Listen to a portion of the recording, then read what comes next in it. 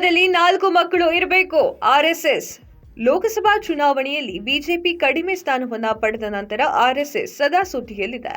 ದೇಶದ ಜನರು ಹೆಚ್ಚು ಮಕ್ಕಳನ್ನ ಹೆರಬೇಕು, ಪ್ರತಿಯೊಂದು ಕುಟುಂಬ 4 ಮಕ್ಕಳನ್ನ ಹೊಂದಿರೋದು ಒಳ್ಳೆಯದು ಅಂತ ಆರ್ಎಸ್ಎಸ್ನ ಮುಖಂಡ ಸತೀಶ್ ಕುಮಾರ್ ಅವರು ಹೇಳಿಕೆಯನ್ನ ನೀಡಿದ್ದಾರೆ.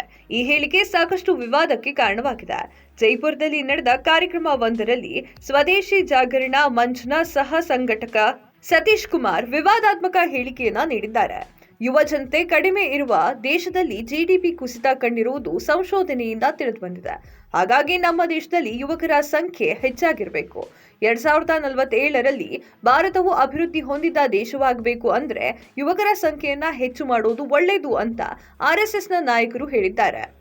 ಸಂಸಾರ ಚಿಕ್ಕದಾಗದೆ ದೊಡ್ಡದಾಗಿ ನೆಮ್ಮದಿಯಿಂದ ಇರಬೇಕು. 5-6 ಮಕ್ಕಳು ಹುಟ್ಟಬೇಕು ಅಂತ ನಾನು ಪ್ರತಿಪಾದಿಸ್ತಾ ಇಲ್ಲ. ಆದ್ರೆ ಖಂಡಿತವಾಗಿಯೂ 2 ಅಥವಾ 3 ಮಕ್ಕಳು ಇರಬೇಕು ಅಂತ ನಾನು ಹೇಳ್ತಾ ಇದ್ದೇನೆ. 4 ಮಕ್ಕಳನ್ನ ಹೊಂದಿರೋದು ಒಳ್ಳೆಯದು. ನಾನು ಸಂಶೋಧನೆಯ ಆಧಾರದ ಮೇಲೆ ನನ್ನ ಅಭಿಪ್ರಾಯವನ್ನ ವ್ಯಕ್ತಪಡಿಸುತ್ತಿದ್ದೇನೆ. 4 ಮಕ್ಕಳು ಕುರಿತು ಸ್ವದೇಶಿ ಸಂಸ್ಥೆಗಳು ಹಲವು ದೇಶಗಳು ಅಧ್ಯಯನವನ್ನ ನಡೆಸಿದೆ. ಯುವ ಜನತೆ ಕಡಿಮೆ ಇರೋದ್ರಲ್ಲಿ ಜಿಡಿಪಿ ಕೂಡ ಕಡಿಮೆ ಇರುತ್ತದೆ ಅಂತ ಸಂಶೋಧನೆಯಿಂದ ತಿಳಿದು ಬಂದಿದೆ ಅಂತ ಸತೀಶ್ ಕುಮಾರ್ ಅವರು ತಿಳಿಸಿದ್ದಾರೆ. 2047ರಲ್ಲಿ ನಾವು ಅಭಿವೃದ್ಧಿ ಹೊಂದಿದ ಭಾರತವಾಗಬೇಕು. ಅಲ್ಲಿಯವರೆಗೆ ನಾವು ಹಳೆಯ ಜನರ ರಾಷ್ಟ್ರವಾಗಲು ಬಯಸೋದಿಲ್ಲ. ನಮ್ಮ ಜನಸಂಖ್ಯೆ ಯುವಕರಾಗಿರಬೇಕು.